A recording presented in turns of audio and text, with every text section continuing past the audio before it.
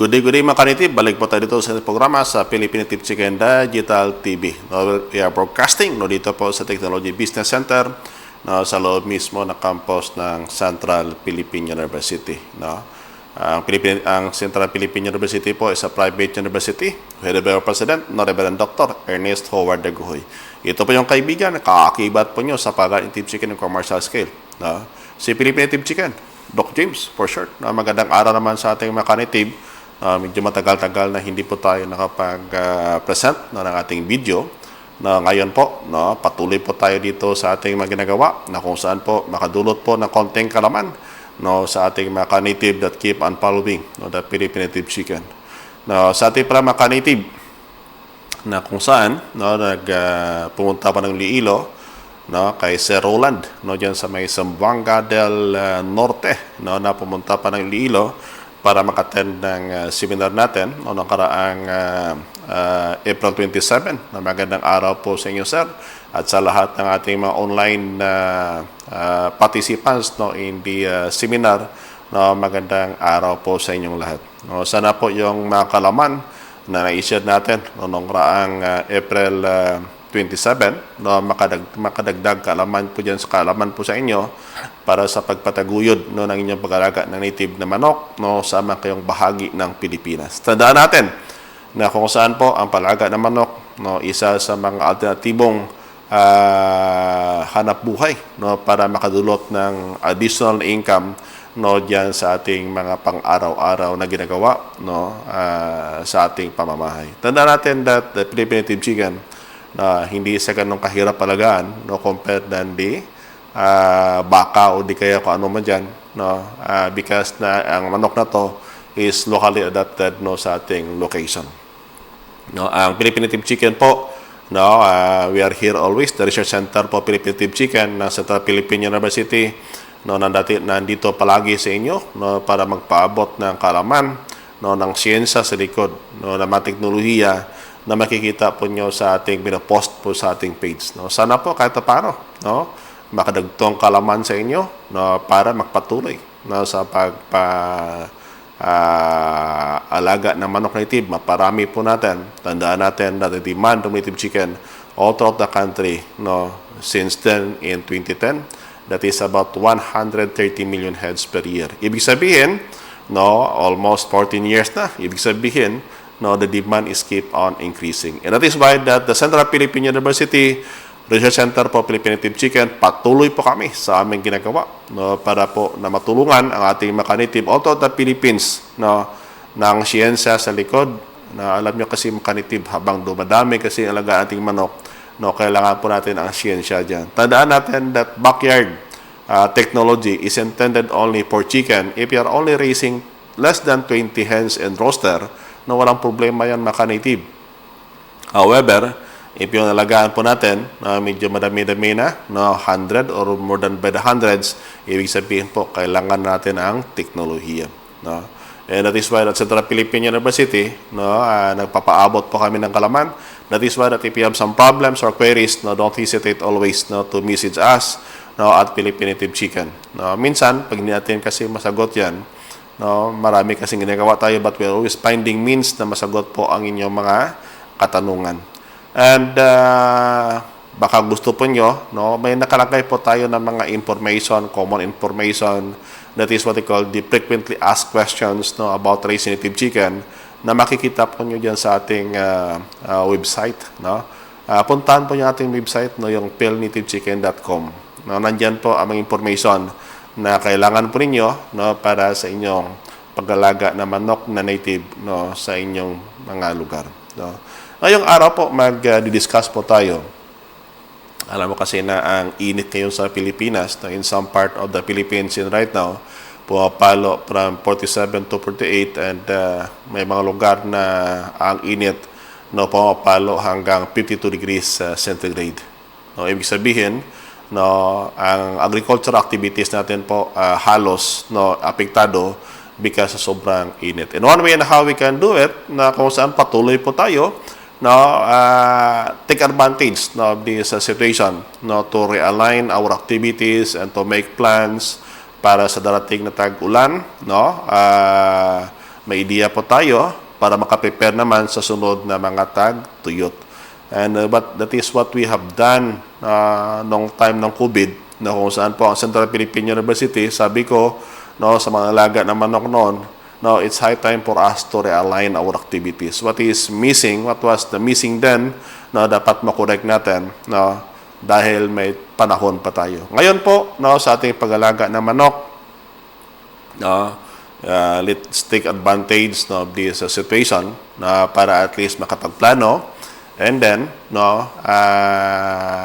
we will be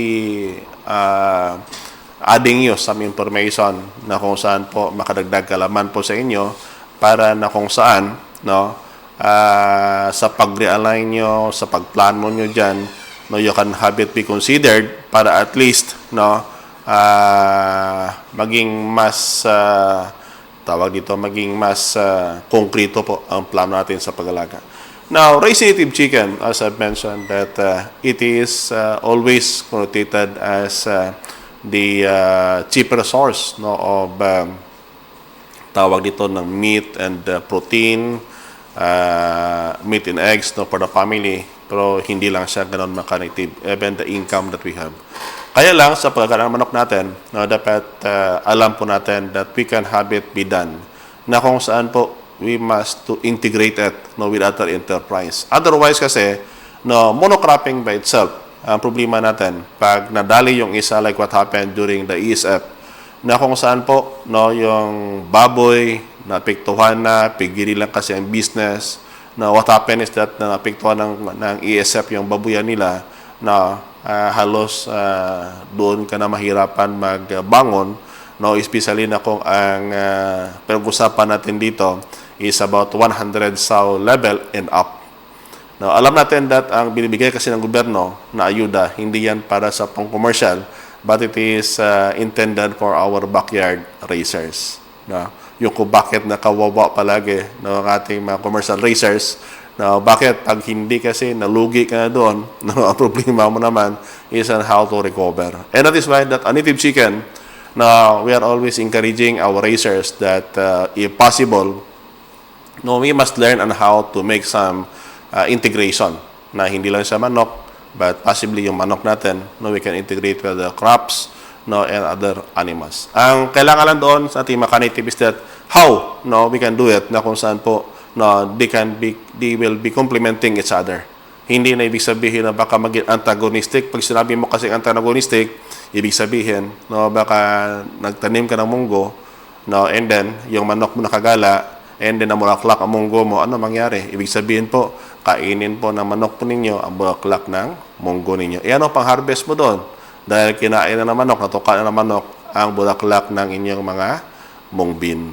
And that is why that in right now, no, we'll be discussing. No, sa ngayon, no, I know that it could not be finished in just one setting, but try natin na tuloy-tuloy ito ang ating discussion para at least magbigay ng karagdagang kalaman, no, sa ating mga ka-native. Now, the topic that we have in right now na na-prepare po natin is that ang tanong palagi, how we can integrate na the native chicken, no, with other agricultural enterprise.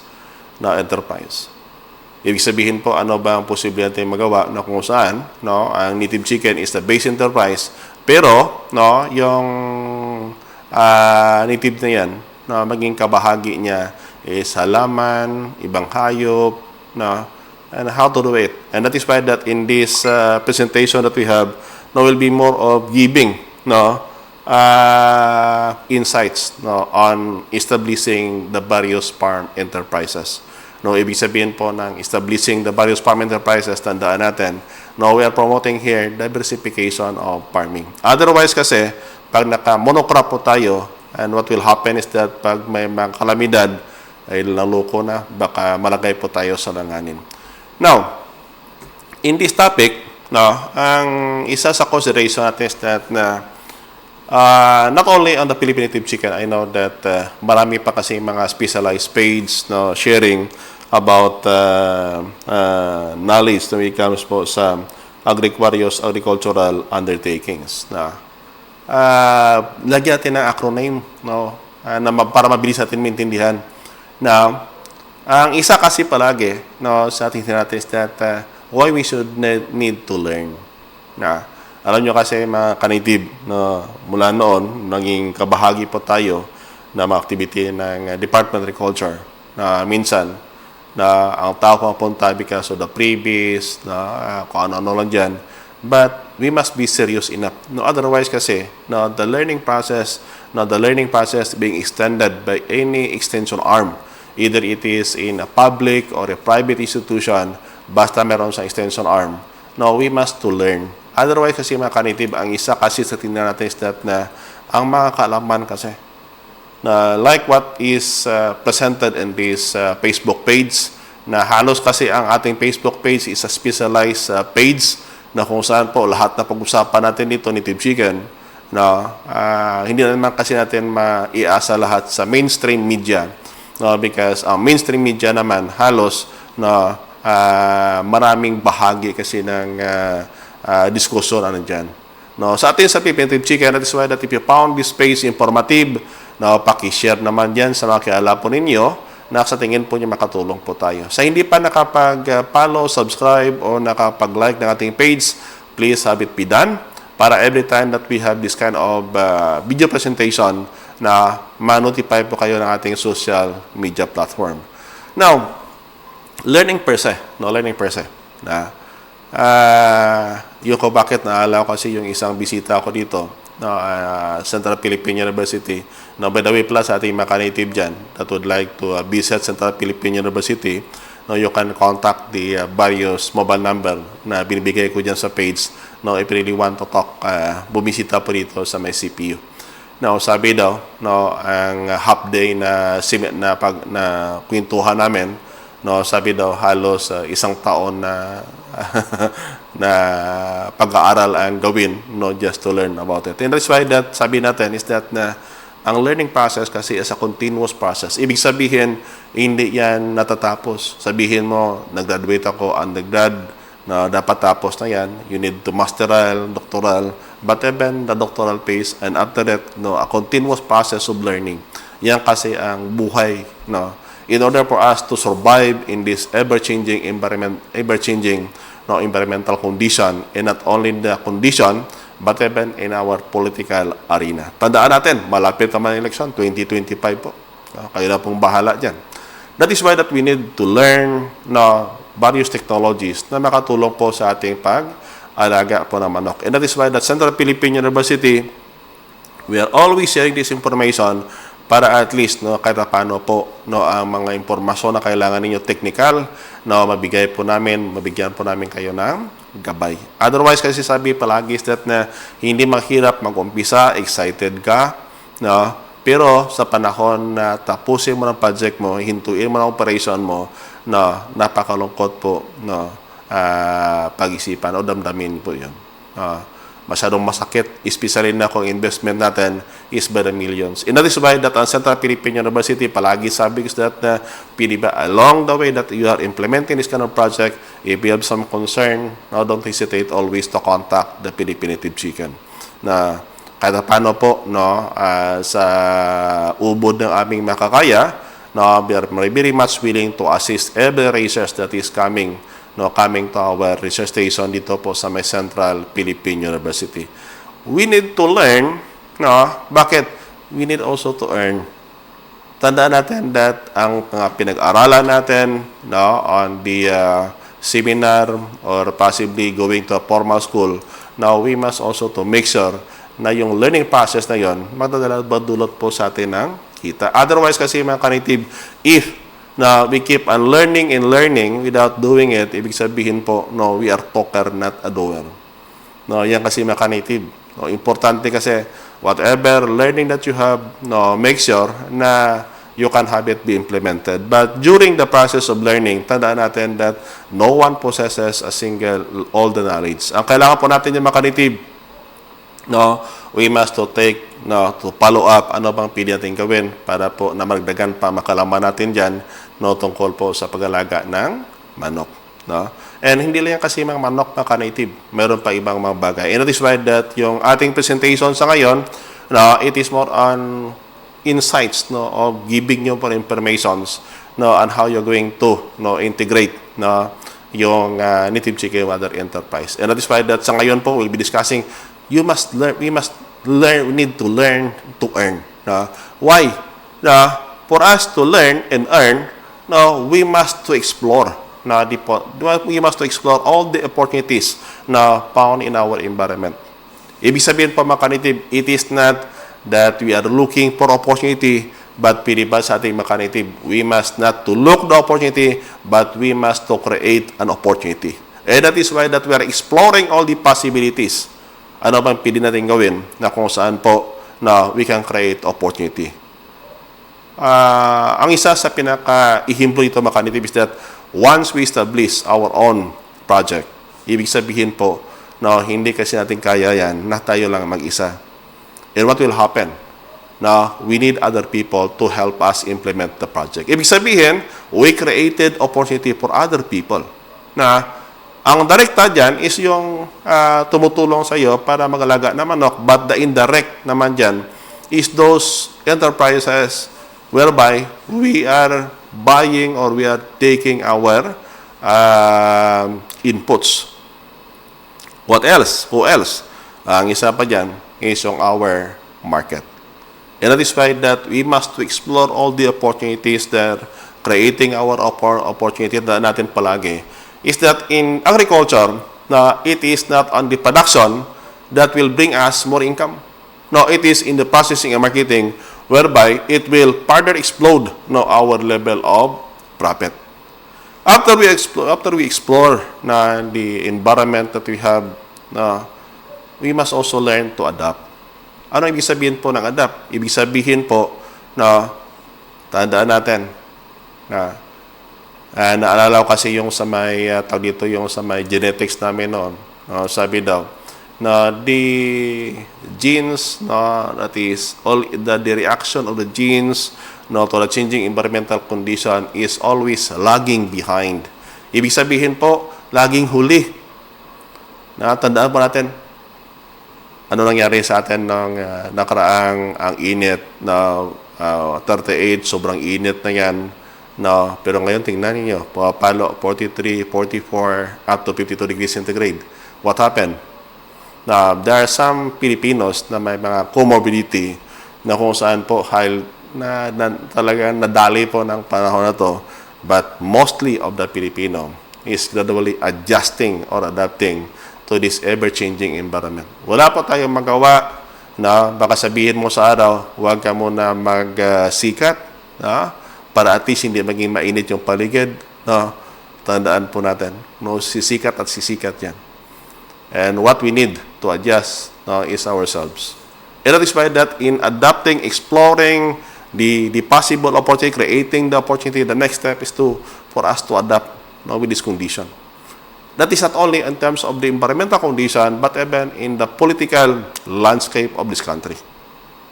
Tandaan po natin na lahat po tayo apektado na kung sino po namumuno po sa atin. And that is why that we must be resilient enough. Ibig sabihin parang resilience, mapaghanda, pag nadali, mabilis bumalik. And that is why that in some studies conducted dito po sa Pilipinas and even other developing countries, comparing the larger company engaged in agriculture compared with the small-scale farmer or marginal farmers, papakita po na ang pinaka-resilient is not the larger company, but it is the small farmers or the marginal farmers that is being resilient sa ating paligid. Mabilis na makabawi, if ever, namadali because of these natural calamities.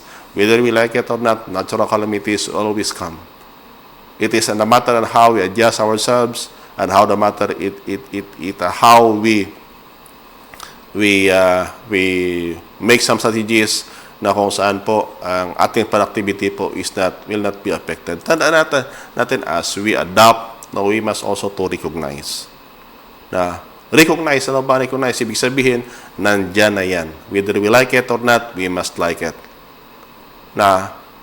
So, kung nandyan na yan, tingnan natin kasi ang problema palagi natin is that if we encounter a problem, ang problema palagi sa atin, we find someone to blame. Ibig sabihin, kasi ganito ang init kasi because of the miner, no? It is because of the illegal loggers, no? It is because, alam nyo kasi maka-native in a study conducted by the PAO, now determining the reason behind the slash and burn farming. Alam nyo maka-native, ano mga reason doon sa likod niya? Ang slash and burn farming, or what they call the kaingin system that is taking place everywhere in this world, it is not because of the need of the people in the upland or rural areas, but it is because of the need of people in the urban areas. Bakit?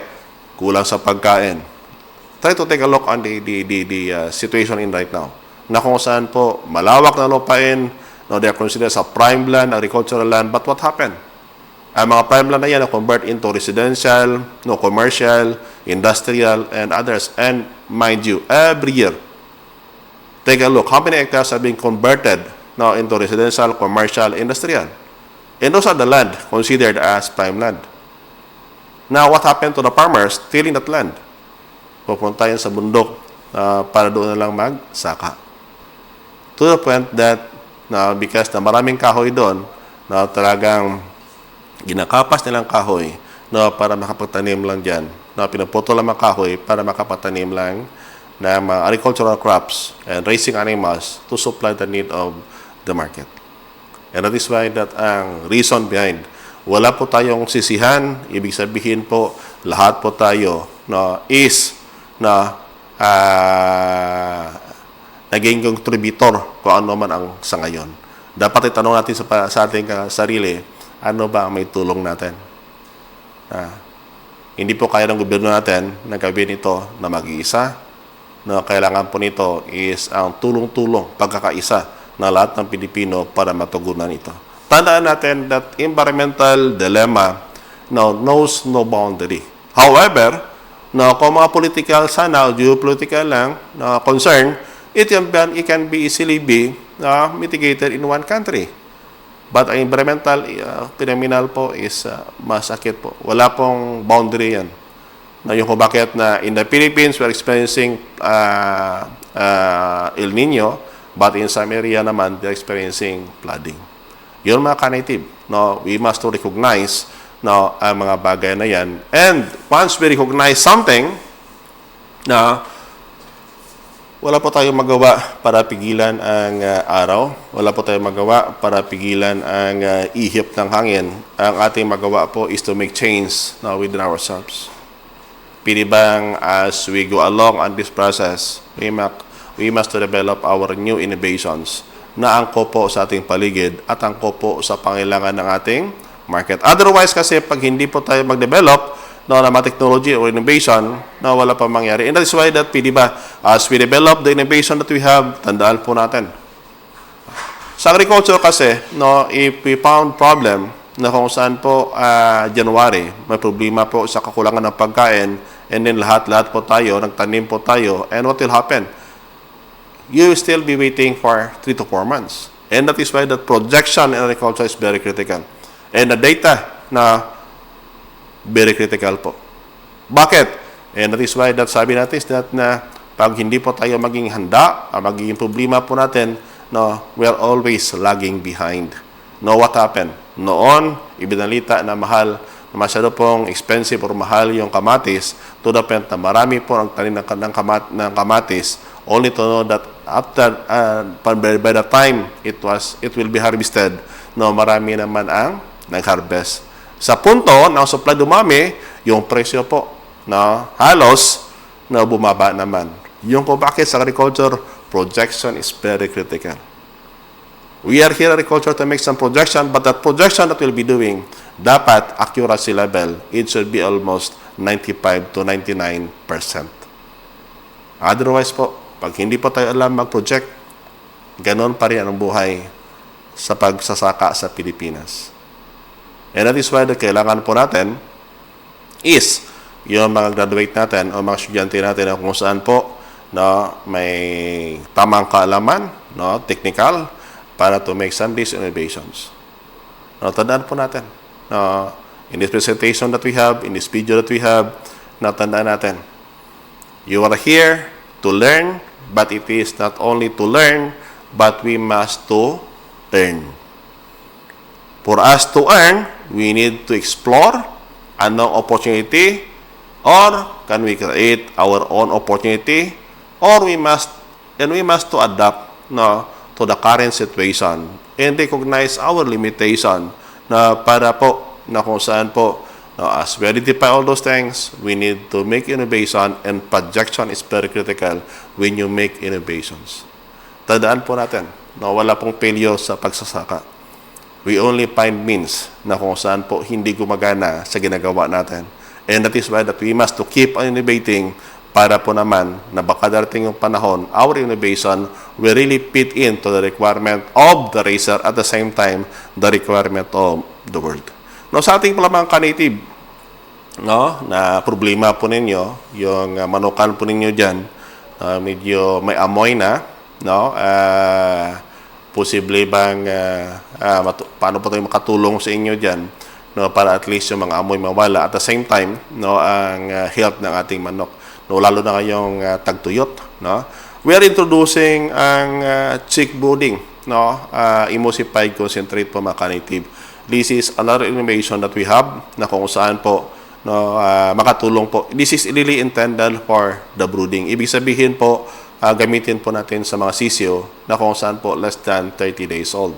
Pili po nyo ito gamitin kahit na mainit ang panahon, but the efficacy of this one maganda po. Ang kagandahan kasi nito, alam nyo kasi mga ka-native, ang problema palagi on the brooding is yung amoy, ang baho kasi ng project, and that's why that we're introducing the brooding emulsified concentrate kasi yung purpose nito para mapapango po ang inyong mga manukan. Now, it is incorporated with deodorizer na kung saan po kung maalala pa nyo sabi ko noon na dating yung panahon na palaga po ng manok na native maging mabango na yung farm ninyo. And that is why we're introducing this brooding, chick brooding emulsified concentrate. Ang kailangan nyo maka-native, only 3 to 5 drops per kilo of feeds ng inyong manok. Tapos na. Try po ninyo. Paki-contact lang po sa mga number na makikita po nyo sa ating page when it comes po sa pagbili po nito. Ang presyo po ito is still affordable po sa ating maka-native, and that is why that we are introducing para po sa brooder po ninyo at the same time it is not only for the brooding, but it is really intended for brooding. Pero kung gusto nyo mapapanatili ang bango ng inyong farm, you can even use it to other ages of your chicken. But it is most effective kung gamitin po nyo during the brooding. Now, sana po ngayong araw nakabigay po tayo ng impormasyon, karagdagang impormasyon para magpatuloy po dyan sa mga ginagawa ninyo, and hoping that this information po mapalagana po natin na makatulong po hindi lang po sa ating sarili, sa ating mga kapitbahay, and then even to our economy. Tandaan natin we are not here to look for an opportunity, but we are here to create an opportunity. In behalf naming Presidente, Reverend Dr. Ernesto Wardaguy, kasama na po ang aming Chairman of Board Trustee, Attorney Peter Colbera, ito po yung kaibigan, kaakibat po nyo sa pag-native chicken and commercial scale. Si Philippine Native Chicken, Doc James, for short. Magandang araw, God bless, and keep safe. Ingat po tayo sa sobrang init sa ngayong panahon. So ulit, magandang araw po sa ating lahat.